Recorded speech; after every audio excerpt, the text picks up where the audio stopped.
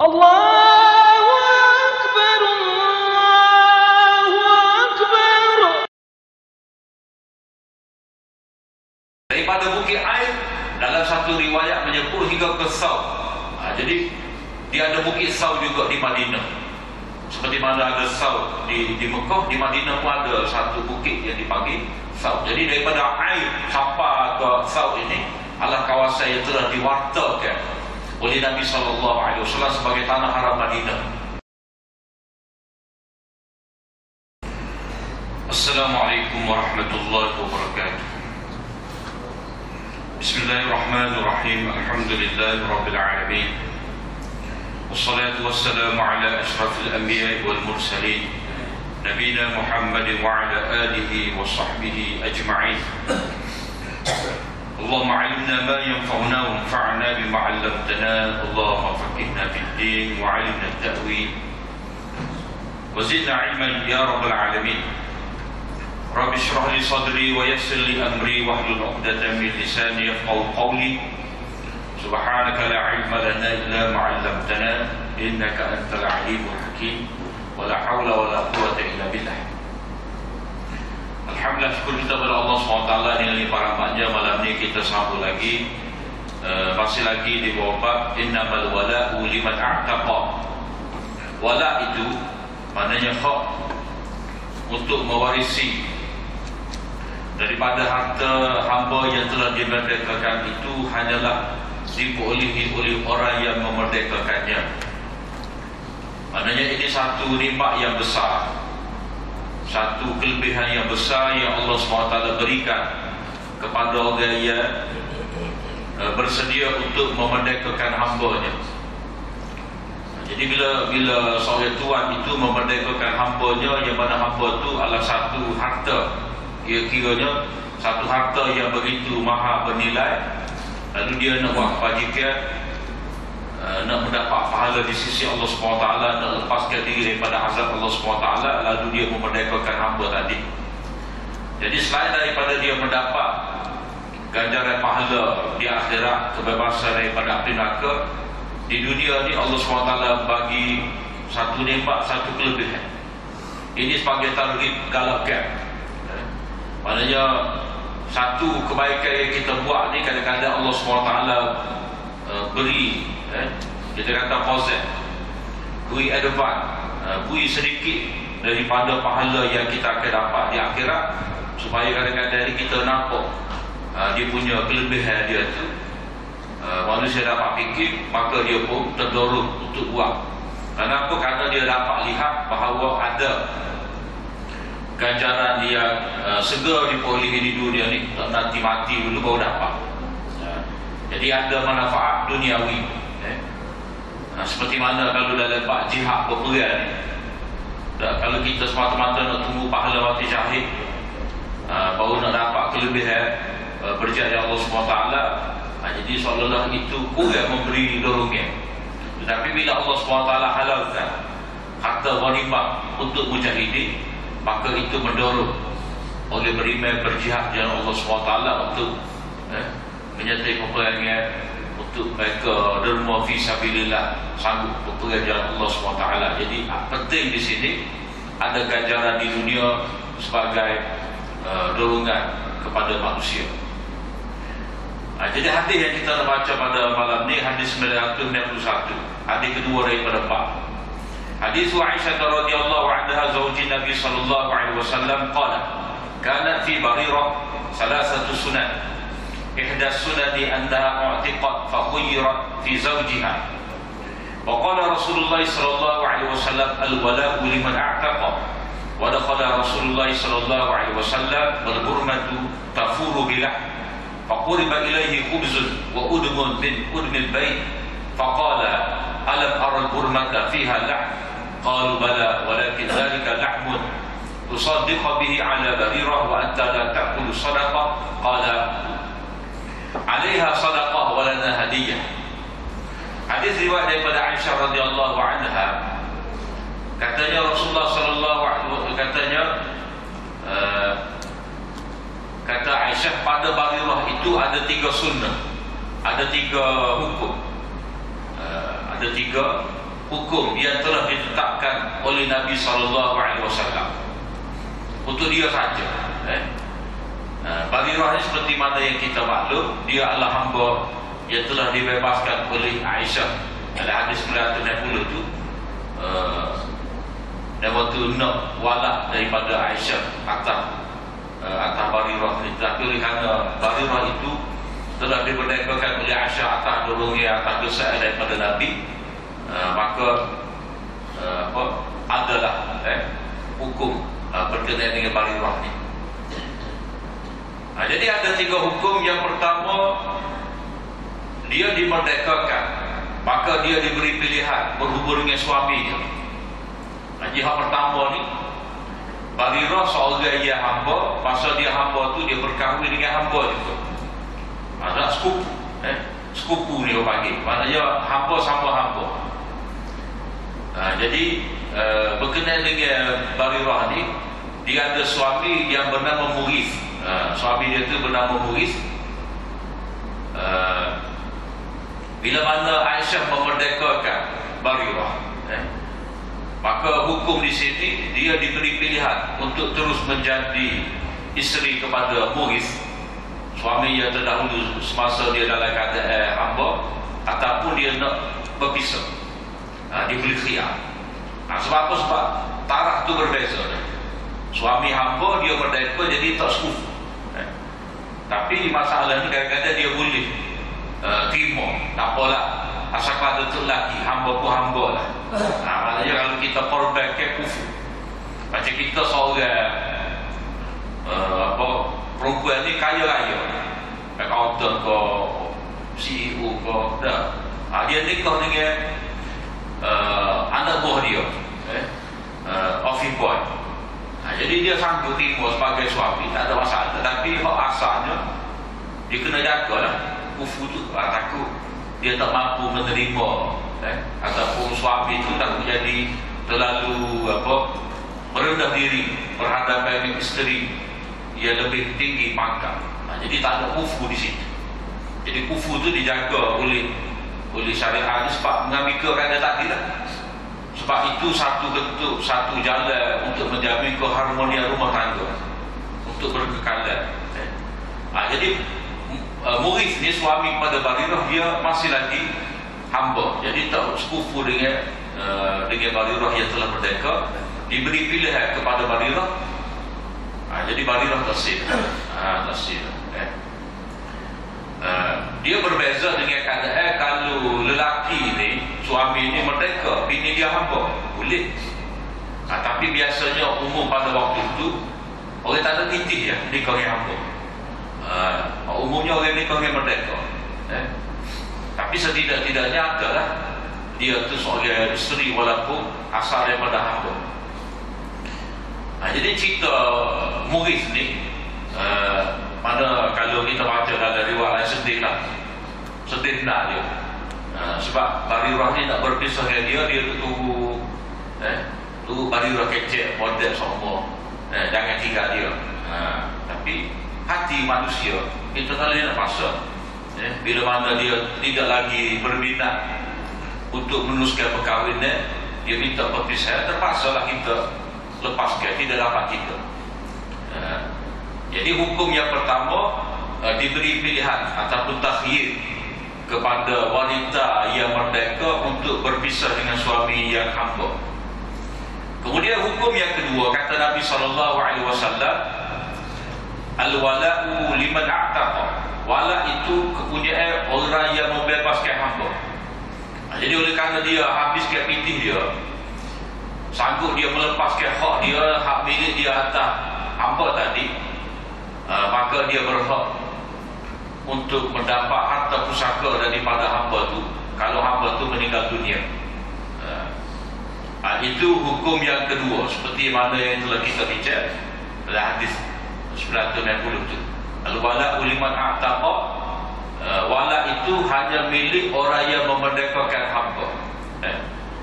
Jadi dia tidak boleh dijual beli, la yuhabu, tidak boleh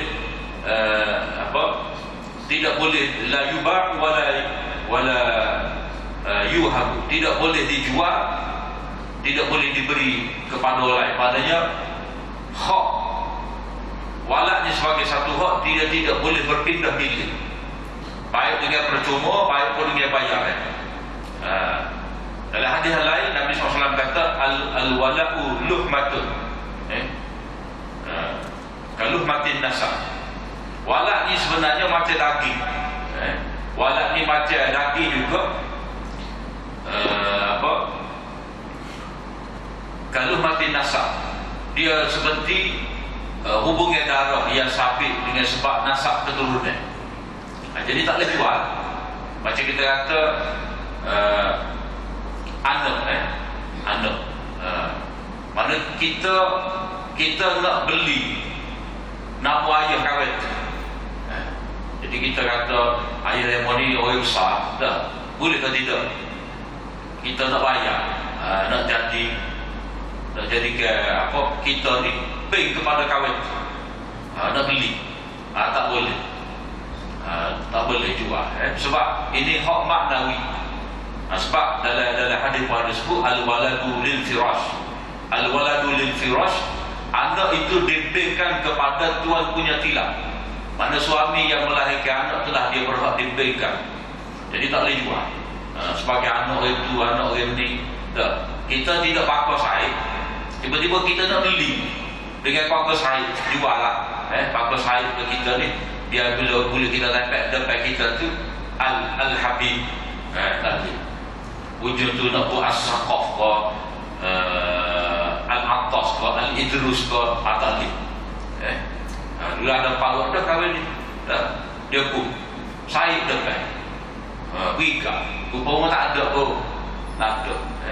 Dia beli kau dapat sendiri kau, itu ada ancaman daripada Nabi SAW. Sebab orang yang menisbahkan diri dia kepada satu kaum sedangkan dia bukan daripada orang tersebut, berarti dia telah layak dapat laknat Allah SWT. Sebab apa? Sebab dia secara tidak langsung implikasi daripada dia buat lagu tu sebenarnya dia menafikan ayah dia, ia menjadi ayahnya, ibunya yang melahirkan dia tu sebagai mak ayah dia menafikan. Itu implikasi. Kalau orang tu mempekan ataupun mewalakkan letak dia tidak keturunan Said, tiba-tiba dia letak Said, itu salah, tidak boleh. Sebab maklum pada kita kalau kata Said, tak, Said Syarifah kan keturunan Nabi. Jadi kalau kita nak tukar letak nama web ke cik ke tuweb ke nik ke, waktu tu keturunan orang tertentu, waktu pun Nabi lagi orang ni kau berkait dengan keturunan Nabi, itu bahaya besar. Tidak boleh bermudah dalam bab ni. Kemudian hukum yang ketiga, wadaqala Rasulullah sallallahu alaihi wasallam. Nabi SAW masuk ke rumah dia. Maknanya Nabi balik ke rumah dia, rumah Aisyah. Atas apa tu beriuk tu gelegak dengan membuat mana apa beriuk tu gelegak dengan ada daging dalam beriuk di mana bau masuk. Jadi Nabi masuk ke rumah dia, ada beriuk tarapu lah, tengah masak lagi. Lalu dihidangkan kepada Nabi SAW dengan roti dan udumil bait. Diangkat kepada Nabi ini roti dan lauk daripada lauk biasa ada di rumah. Maknanya hak bau dah masuk rumah kau itu bau daging. Maklumlah kita bau daging dengan repah apa semua tu sedap bau. Tiba-tiba bila kita sayur air ataupun ikan selaya goreng, neng kita dah kalau ada tarapu tu gelegak bau daging, tiba-tiba diangkat dia lauk biasa. Lauk biasa bukan hak yang apa yang dibuat, yang tengah dimasak. Jadi kadang-kadang lauk ni hak ada, kadang-kadang cicir minyak zaitun, cicir semata-mata minyak sapi, dah kadang-kadang dia orang Arab ni simple je, Pondok kenyek tu sekeping waktu tu dia makan kadang-kadang dia sapu matu, minyak zaitun, ganyang-ganyang, wak kurma, apa semua, rasa-rasa mati. Jadi kita pun boleh juga lagu tu. Ada macam mayonis macam tak. Kita boleh buat ni mudah. Lenyap minyak campur, lenyap wak kurma, cuba minyak zaitun, cuba cuba minyak zaitun dan madu. 3 perkara tu jadi. Tapi bagi kelah lah tu. Bagi kelah lah tu. Tapi bahaya ni lah kalau kita pakai jam tu. Tak boleh jam gula je. Baik kita pakai hak natural. Hak asli. Jadi hak akal ni tidak harus seperti mana hak faham. Jadi Nabi SAW kata, tapi aku tengok ada periuk atas aku kan. Geluguk racun. Jadi mereka kata, hak ahli keluarga kata memang ada periuk dalam tu ada daging. Tetapi itu adalah daging yang telah disedekahkan kepada Barirah. Dan engkau wahai Rasulullah tak makan harta sedekah. Jadi boleh jadi hak kata ni Aisyah. Jadi Nabi balik diberitahu bahawa daging itu sebenarnya sesuatu yang telah disedekahkan kepada Barirah. Jadi masuklah di rumah Aisyah. Jadi kira-kiranya hak boleh makan Aisyah. Aisyah tu dia isteri Nabi, tapi dia tidak daripada jalur keturunan Nabi. Kira-kiranya boleh lah. Dari sudut tu, walaupun dia ni Ahlul Bait juga, Ahlul Bait sebagai isteri Nabi, tapi dari segi darah dia tidak darah daripada Nabi. Jadi Nabi SAW memberitahu, Aisyah beritahu, Nabi tak pakai harta zakat, harta sedekah. Nabi tak pakai. Keturunan Nabi ni, keturunan Hasan, Husain dan lain-lain ni, dia tidak boleh pakai harta zakat, harta sedekah. Hikmah dia apa? Iaitu Nabi SAW ni tak say, ada tumahan bahawa dia ni membenarkan anak cucu dia ni boleh pakai harta daripada zakat. Sedangkan zakat ni adalah harta untuk orang awam yang berhak, fakir miskin, sapi, apa semua mana tak sesuai dengan kedudukan Nabi. Takut-takut Nabi ni ada ambil juga bahagian harta zakat lalu diberikan kepada anak cucu dia. Jadi perjuangan Nabi ni bukan perjuangan untuk anak cucu dengan anak beranak, tidak. Samalah juga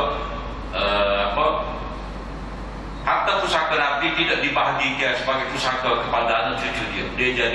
Dia menjadi harta awam. Harta peninggalan Nabi itu dia jadi harta sedekah untuk orang awam. Nahnu ma'asyiral anbiya la nurath ma tarakna sadaqah atau kama qala. Kita sekalian para nabi ni, nabi sejak daripada dulu lagi, kita tidak diwarisi. Ma tarakna, apa-apa yang kita tinggalkan itu menjadi sedekah. Jadi Nabi tak pakai harta sedekah. Jadi hukum tu, Aisyah kata pada Nabi tak pakai harta sedekah, tapi Nabi kata apa? Alaiha sadaqah. Memang yang diterima oleh Barirah itu sebagai dia penerima yang pertama, itu sebagai orang bagi sedekah kepada dia.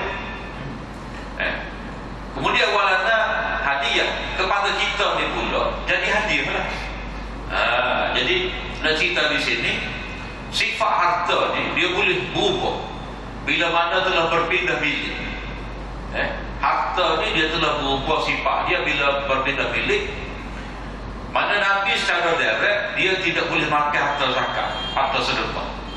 Tapi oleh kerana yang pertama mula-mula terima tu orang hak layak, pada Barirah dia layak terima harta sedekah. Jadi dia dapat daging tadi, dia nak bagi pada Nabi, tak ada masalah lah, sebab kalau dia bagi pada Nabi sebagai hadiah. Dia bagi pada Nabi sebagai hadiah, walaupun hak dia terima mula-mula tu sebagai sedekah. Jadi dia berpindah bilik. Samalah kita kata daging korban. Daging korban ni kalau kita korban, kita nak jual pula, tak boleh. Tetapi fakir miskin, kalau timur daging korban ni, atas dia lah. Katalah dia boleh bahagia. Orang tu boleh 10 kilo. Tak muat peti. Dia jual. Dia jual. Jadi dia timur tu sebagai pemberi harta, pemberi daging korban. Orang sedekah pada dia, bila jadi milik dia. Jadi bila jadi milik dia, dia boleh jual. Tapi orang yang berkorban tu sendiri, dia tidak boleh jual. Dia tidak boleh jual. Sebab itulah timbul isu orang korban ni, dia bagi pala kau, ekor kau, daging musim pada tukar Melek, tukar orang pisau lembu ni. Kalau dia bagi special, tak seperti orang, mana itu sebenarnya dalam bentuk upah, tak boleh. Tak boleh. Sebab upah tu tidak boleh diberi dalam bentuk daging korban. Kalau dia nak bagi piti 50 riyal sekali sembelih kok. Bagilah berapa sahaja putih. Jadi dia terima dalam bentuk cash tak apa. Anda cerita di sini tidak boleh harta daging korban tu dijual. Dengan dijual oleh orang yang buat korban. Samalah juga kita akan belulah. Belulah ni kita yang tak pakai, tapi orang lain pakai. Dan dia ada nilai. Maknanya kalau orang yang melakukan ibadat korban, dia nak jual belulah. Dia nak jual belulah pada orang beli, tak boleh. Sebab itu sebahagian daripada daging korban. Kalau dia korban, tak boleh. Jadi patut kau ni orang kena berilah pada sama-sama atau itulah nak jual kau. Dia nak pakai kau ikut dia nak sebab belulah ni kita yang tak pakai dah. Belulah Indonesia dia dah buat kepuk. Orang kita sini pun baru pandang. Baru pandang pakai kulit sapi. Jadi sifat harta tu dia boleh berubah dengan berpindah tangan. Bertukar hak milik pakai berubah. Jadi orang yang bersedekah beri kepada Barirah sebagai sedekah, dan Barirah nak beri pada Nabi sebagai hadiah, boleh. Dan boleh diterima oleh Nabi, tak apa. Itu perubahan kerana sifat. Perubahan kerana sifat. Macam itu kerana ada perubahan itu. Dia kata sebab apa? Sebab ada maksud niat. Niat sedekah, niat hadiah. Macam kita kata bahagia masjid ni, bahagia masjid. Kita buat anjur ke apa masjid ni. Bila niat tu sebagai masjid, tak boleh nak isyak rokok situ. Tak boleh nak isyak rokok. Sebab itu masjid. Dah. Pagat balesah surah. Kata tidak masjid. Balesah surah sebenarnya masjid juga. Masjid juga. Sebab apa? Sebab kita buat bangunan khusus. Cuma orang kita dia pelik sikit. Tak.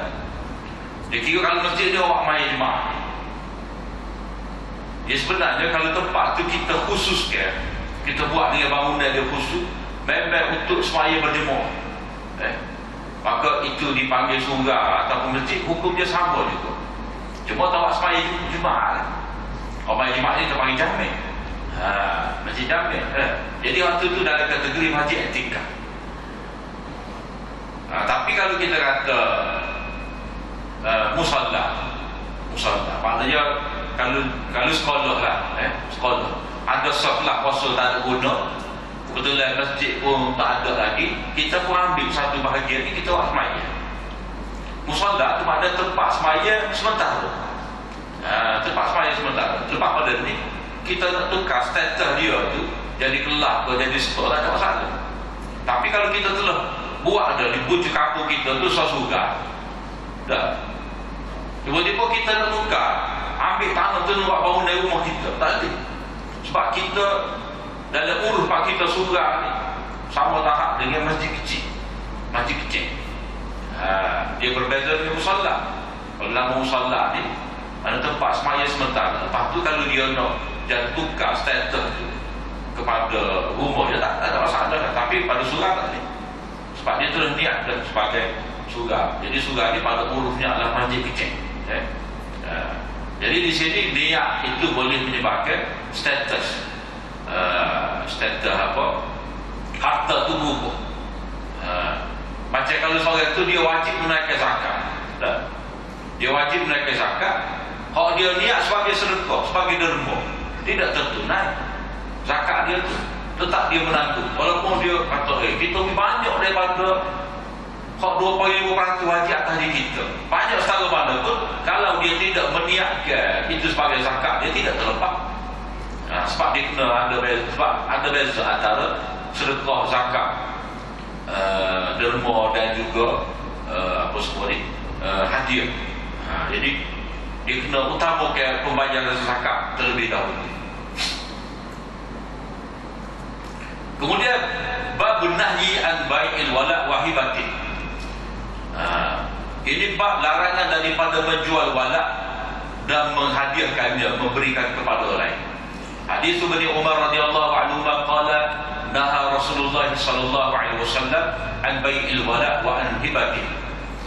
Rasulullah sallallahu alaihi wasallam melarang daripada menjual wala dan daripada memberikan wala. Maknanya wala ni satu bentuk nikmat, satu bentuk hak.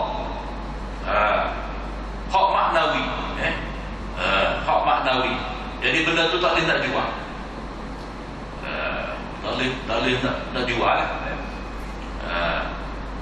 Sebab apa? Sebab dia bentuk seperti hadis kita baca tadi lah. Al-wala'u luhmatun kaluhmatin nasab. Wala' ni sejenis daging juga, seperti daging nasab keturunan. Jadi seperti mana kita tak boleh nak menisbahkan diri kita pada satu keluarga, ataupun kita nak ambil budak ni, kita nak menisbahkan kepada keluarga kita, pada diri kita. Orang panggil menjadi kawan itu anak akak dengan cara tukar nama budak ni, nama ayah budak ni pada nama kita, tak boleh. Orang zaman jahiliah dulu kan, dan budak panggil Sahib bin Muhammad, Sahib bin Muhammad, sehingga pak ayah dia tu Harisah Terilah belajar. Jadi Allah Ta'ala menurunkan ayat ud'uhum li'abaihim huwa aqsatu indallah. Panggillah anak-anak angkat, mana anak kamu ambil pegang, jaga dia, didik dia, kekakalah dia tu sebagai anak angkat kamu, anak angkat kamu. Panggil dia tu mengikut dalam surat beranak dia. Ayah dia tu siapa dia? Siapa dia? Jangan kamu pergi tukar. Kamu tukar daripada bank ayah dia tu, kamu letak bank kamu tu, tak boleh. Jadi apa? Wala ni lagu tu jugalah, tidak boleh dijual. Wisata pun tak boleh juga. Sebab apa? Sebab takut kita kata habis tukar.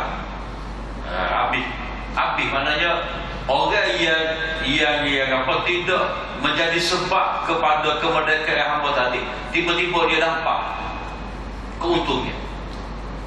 Kadang-kadang orang ini dia jual bilik supaya hak berlaku dalam masyarakat kita lah. Dia boleh hak untuk katalah dia boleh hak ke apa, mana kajian bagi pada dia tu satu hak, tiba-tiba dia nak jual pada orang lain. Mau ke kajian lah. Macam dia ada hak untuk buka tanah dah. Dia ada hak untuk buka tanah, tiba-tiba dia jual hak ni kepada pihak lain. Jadi dia boleh untung atas hak tu lah. Itu maknanya salah guna hak. Sebab hak tu kajian beri pada dia tu atas dasar dia berkelaikan, tiba-tiba dia nak untung cepat ni, dia jual kepada orang lain. Jadi itu tak tercapai lah maksud kerajaan untuk memberi apa-apa kemudahan untuk dia. Mana dia salah guna nikmat yang telah diberikan oleh kerajaan padanya.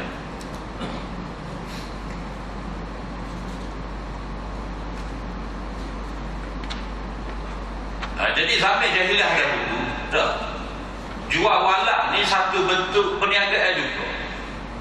Mana orang ni dia naklah kelebihan tu. Maknanya walaupun dia tidak menjadi sebab kepada kemerdekaan orang itu, tapi bila dia beli, berlaku jual beli, jadi dia berhak. Kawan ni mati, dia dapat harta pusaka, dia mewarisi harta daripada orang itu. Ini adalah satu bentuk yang ia menyalahi hukum syarak. Kemudian babu tahrimi tawallal atiq ghairu mawalihi. Ini bab haramnya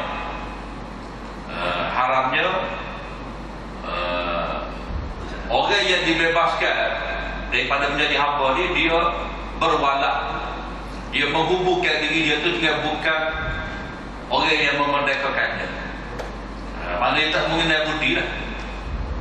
Maknanya dalam nisbah dia tu, maknanya keluarga yang memerdekakan dia tu kita akan keluarga agama. Kalau orang Arab ni dia adalah al-al tu. Katalah yang memerdekakan dia tu Bani Qahtan. Jadi dia kena letak dia tu sebagai Qahtani. Qahtani. Sebab mengenai keluarga yang memerdekakan dia tu daripada keluarga Qahtani. Tiba-tiba dia menisbahkan diri dia tu kepada keluarga orang lain.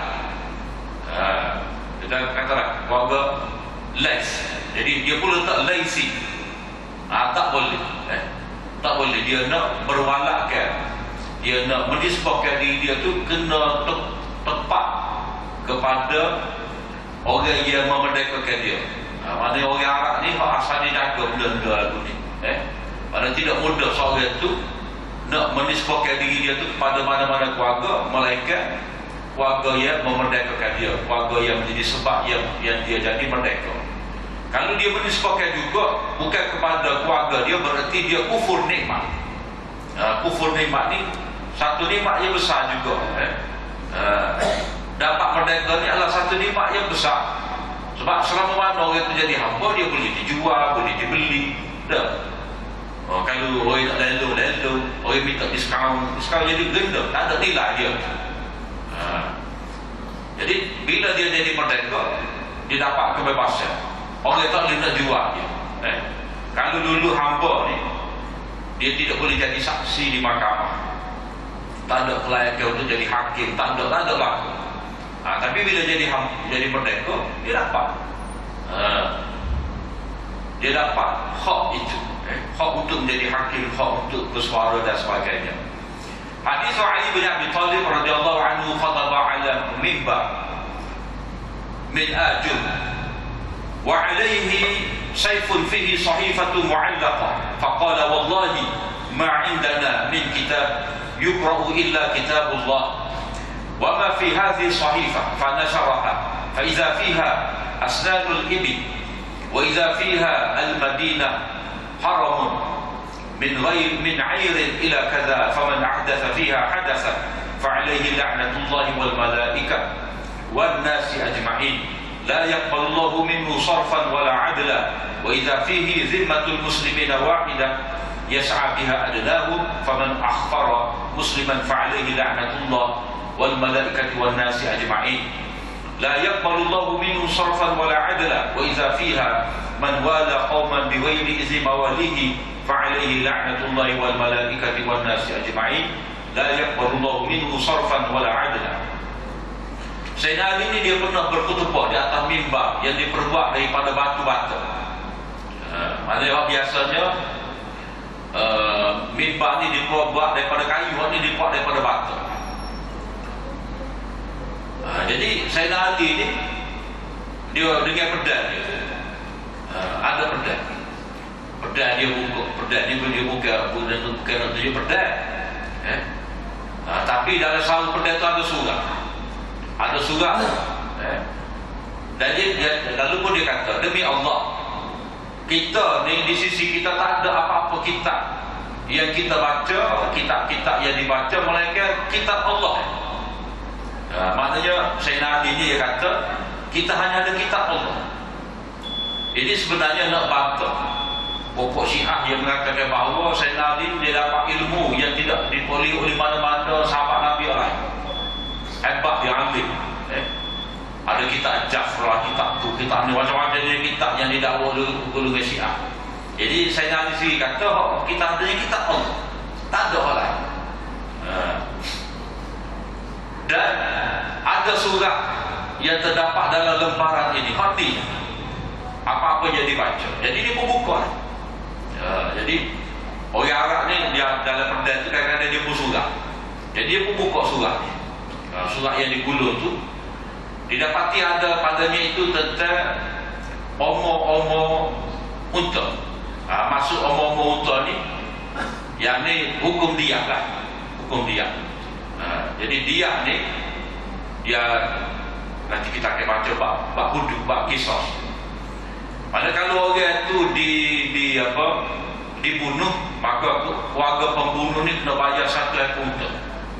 Jadi 1 ekor unta tu dia akan bagilah untuk umur 5 tahun berapa ekor, untuk umur 3 tahun berapa ekor lah. Kalau dia tu dia menghalazkan pembunuh itu dengan sengaja, dia ada syarat juga berapa ekor ni pula kena unta putih. Jadi masuk umur unta ni maknanya dia yang perlu dibayar oleh pembunuh kepada keluarga yang terbunuh.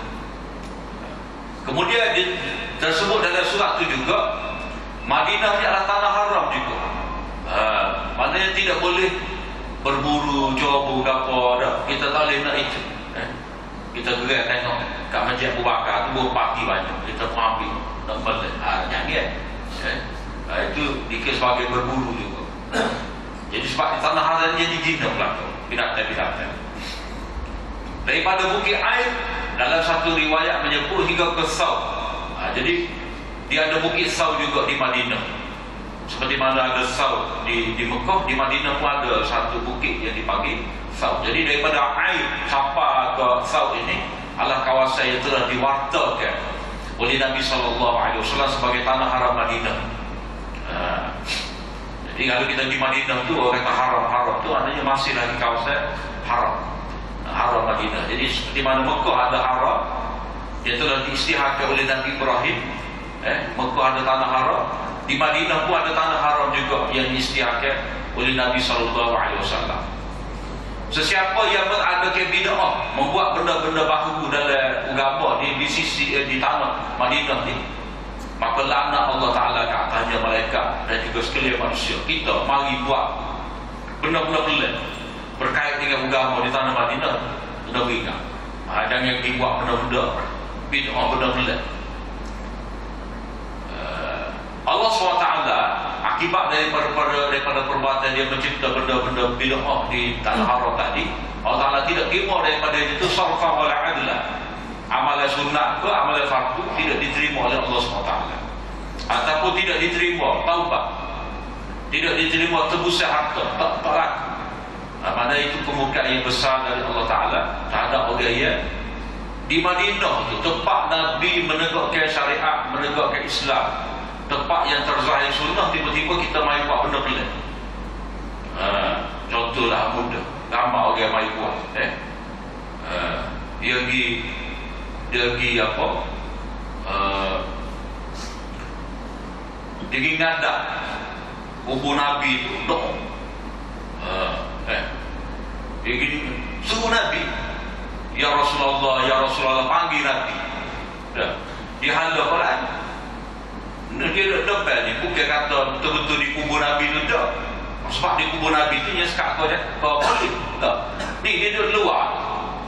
Katalah dia dekat itu tu, kita nombor berapa tu itu. Itu 40 kau tak ingat tu kita. Dia duduk depan. Dia kata kubur tu, kubur hijau tu, dia fokus itu. Dia doa. Tu benda tak sepatutnya berlaku. Dia suruh Nabi sit. Dia panggil Nabi situ, bukan panggil di kubur tu tak. Dia kat makam Nabi tak, dia panggil luar masjid. Dia panggil Nabi situ, kiblat dia belakangkan, dia hala ke kubur tu. Tu benda-benda yang tak sepatutnya. Samalah juga setengah orang ni, ada ni orang semaya di rumah tak imam dia datang, dia hidup depan masjid. Depan masjid lama ni, kau jahil-jahil mari jauh-jauh dah. Dia buat supaya Madinah tu supaya Mekah.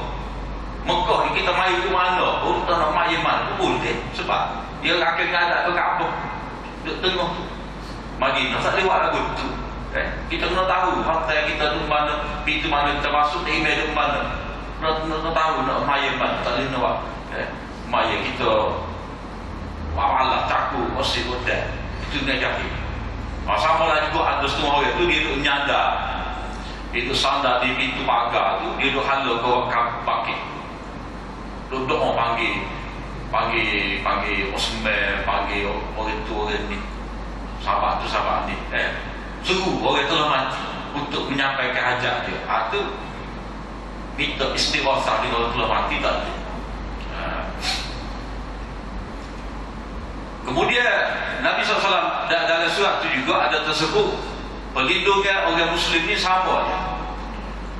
Mesti diusahakan walaupun terhadap orang yang paling rendah sekali. Maknanya orang Muslim ni hak dia terjaga. Jadi kita sebagai Islam ni, kalau kita tahu hak orang tu dirampas, kita kena usaha untuk mengembalikan hak dia. Orang curi harta dia, orang rampas tanah dia, apa-apa. Walaupun dia orang miskin, orang paling baik dalam kampung, kita kena bela dia. Tak bela orang kaya, orang berkuasa ni rampas. So maknanya harta dia. Itu jaminan Allah Ta'ala juga. Kalau tak jaga, kita menceroboh hak Islam, dapat laknat Allah Ta'ala, malaikat dan sekalian manusia, dan Allah tidak akan terima amalan dia baik yang sunat maupun yang fardu.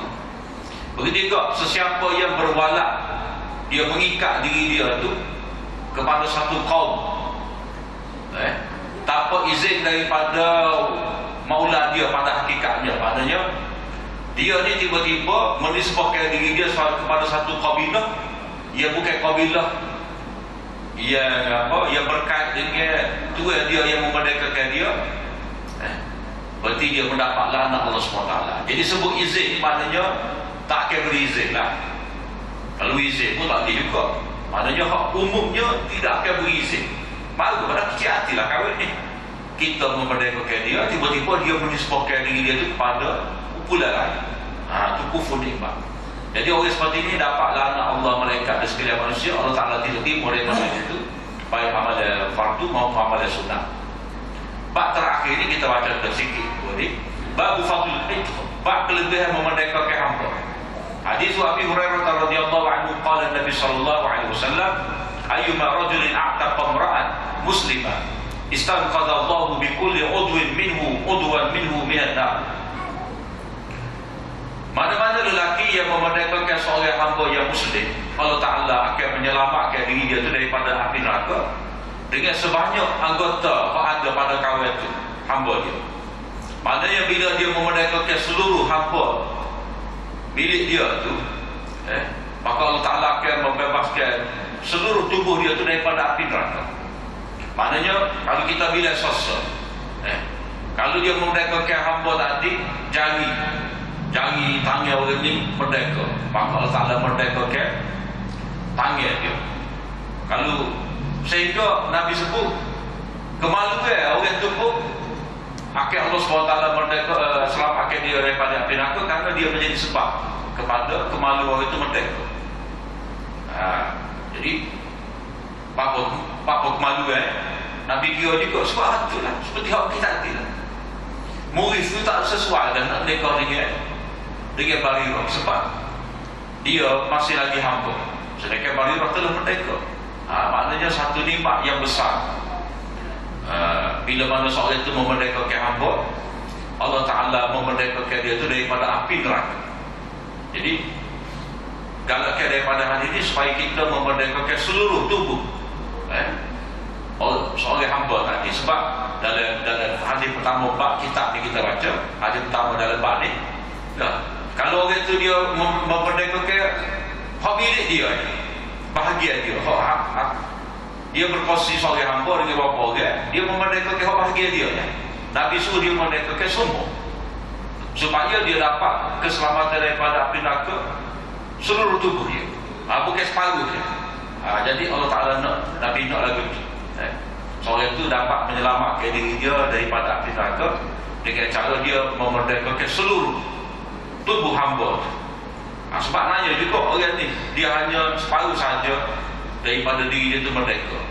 Hari ni boleh duduk nyangit, esok boleh jadi hamba, lusa boleh duduk nyangit, tulak nak pula pun jadi hamba. Jadi tanya juga, jadi kena merdekakan seluruh tubuh dia tu, barulah dapat pahala yang besar di sisi Allah SWT. Kemudian apabila kita bahagia memerdekakan hamba, kita akan masuk pula bab kita berbuyuk, bab jual beli. Di bab jual beli ni banyak isu-isu itu insyaAllah kita akan sambung pada kuliah kita atas. Apa yang baik dari Allah SWT, saudara dan sirat daripada kekurangan dari aku di qouli hadza wa astaghfirullah wa lakum. Assalamualaikum warahmatullahi wabarakatuh.